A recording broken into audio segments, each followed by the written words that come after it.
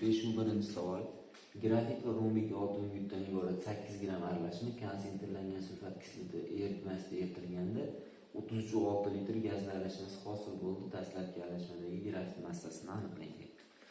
Xo'p, grafit, ya'ni uglerod konsentrlangan sulfat kislotalari bilan ta'sirlashganda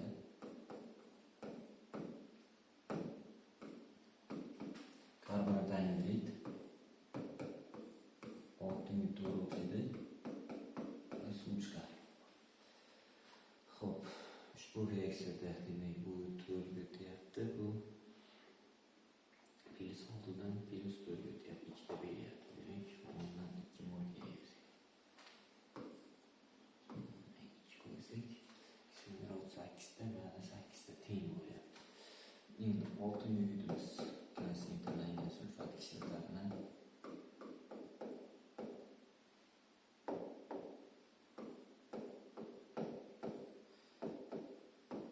oltin yuttor oksidi va suvni hosil qiladi. Tak, bu yerda buni +4 ga o'tyapti, +4 ga o'tyapti. Bu yerga 2, bu yerga 3 qo'ysak, bu yerga 2 qo'ysak, reaksiya teng bo'lar ekan. Bu berilgan hajmni miqdoriga o'tkazib olsak, oson ishlaymiz. 33,6 litrni bo'lamiz 22,4 ga.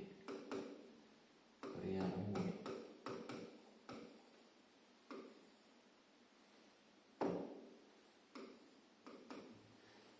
Mol gazli aralashmasi hosil bo'ldi. Ana endi biz mana bu yerga 12 gram desak, 32 gram desak, hosil bo'layotgan gazlar 1 mol, 2 mol.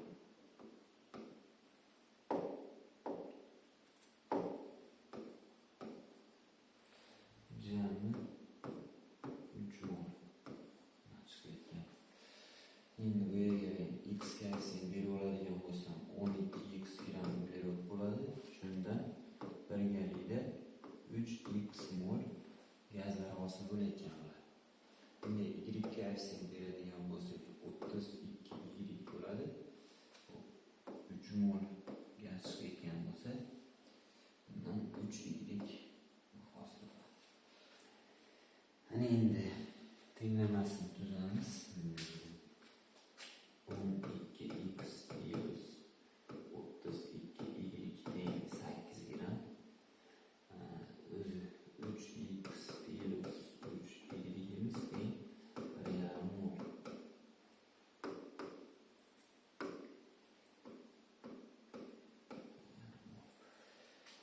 Tenglamalar sistemasida pastda 4 ga ko'paytirsak 12x plus 12y teng 6 bo'lar ekan. Ayriladigan bo'lsa 12x bilan 12x qisqarib ketadi, eshib ketadi.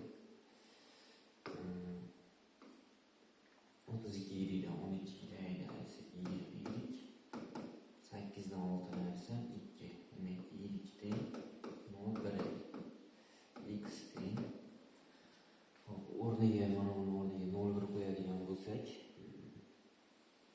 0,3 bo'ladi. 1,5 dan 0,3 darsak 1,2. Endi 1,2 ni 3 ga bo'ladigan bo'lsak 0,4 ekan x'imiz. Endi bizdan uni massasi so'ralgan, massasini aniqlaymiz. 12 ga ko'paytiramiz 0,4 ga teng 4,8 gram ekan. Javob. Xo'p, bunaqa masalalarda ikki xil, ya'ni ikkita modda berildi. Ikki noma'lumlik tenglamaga tushadigan masalalarda ishlashda yana bir oson usuli bor. Avvaldan biz mo'li chiroylisini to'g'ri javob sifatida olar edik. Hozirgi kunda tuzilayotgan testlarda har bitta javobda so'ralgan moddani mo'li chiroyli. Ya'ni 1,2 ya'ni 0,1 mol uglerod degani, 2,4 0,2 mol uglerod degani, 3,6 0,3 mol, 4,8 0,4 mol uglerod degani. Bunday holatda biz nima qilishimiz kerak? Ikkinchi elementni massasini topib, uni ana shu massasi moliga chiroyli nisbatlarni degan savolga javob topamiz. Masalan, A 8 grammdan 1,2 gram uglerod deyapti, ayiraversak 608 gram oltin yuk deyapti. B 2,4 gram uglerod degan bo'lsa 8 dan 2,4 ni ayirsak 5,6 gram oltin yuk degan. Hop, C da 8 dan 3,6 ni ayirsak 4,4 gram oltin yuk deyapti. D varianti esa 8 dan 4,8 ni ayirsak 3,2 gram oltin yuk deyapti. O'z-o'zidan ko'rinib turibdi. Uni bu yerda bitta D javobda oltin yukning moli 0,1 mol. Qolganlarida oltin yukning miqdori karrasiz bo'lib qoladi 32 ga. Shunaqa qilib, ikkinchi moddani massasini topib, u moliga chiroylimi degan savolga javobni aniqlab ham ishlasa bo'ladi.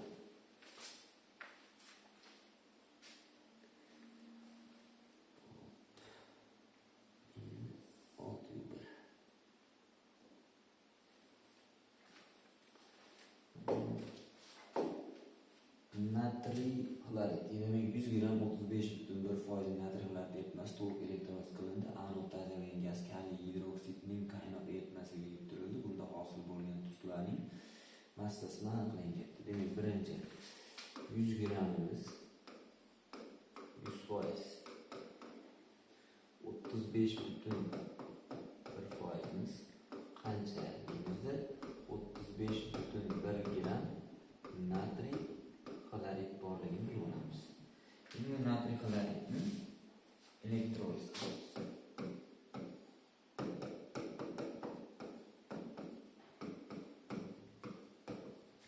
Natriy gidroksid, xlor va vodorod chiqyapti. Xo'p, tenglashtiramiz endi.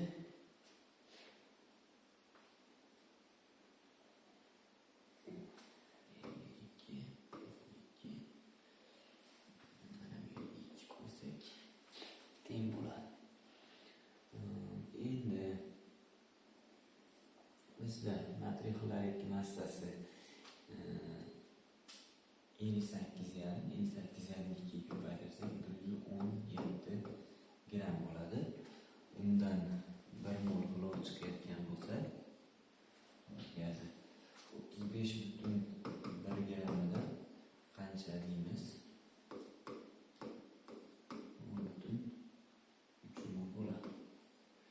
Endi bu 0,3 mol xlorni kaliy gidroksidni qaynoq eritmasiga ta'sir etkazamiz.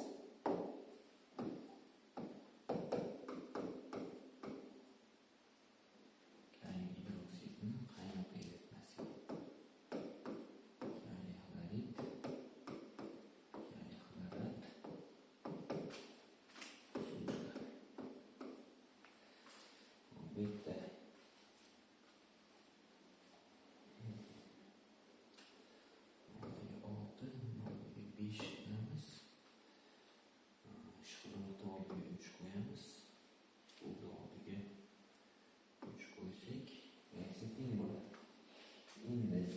Xlor 3 moldan qancha tuz chiqayotganligini yozib olamiz. Buni massasi 122,5 gram. Buni massasi 372,5 gram. Birgalikda ikkalasini qo'shib beradigan bo'lsak, 495 gram. 0,3 moldan qancha degan proporsiya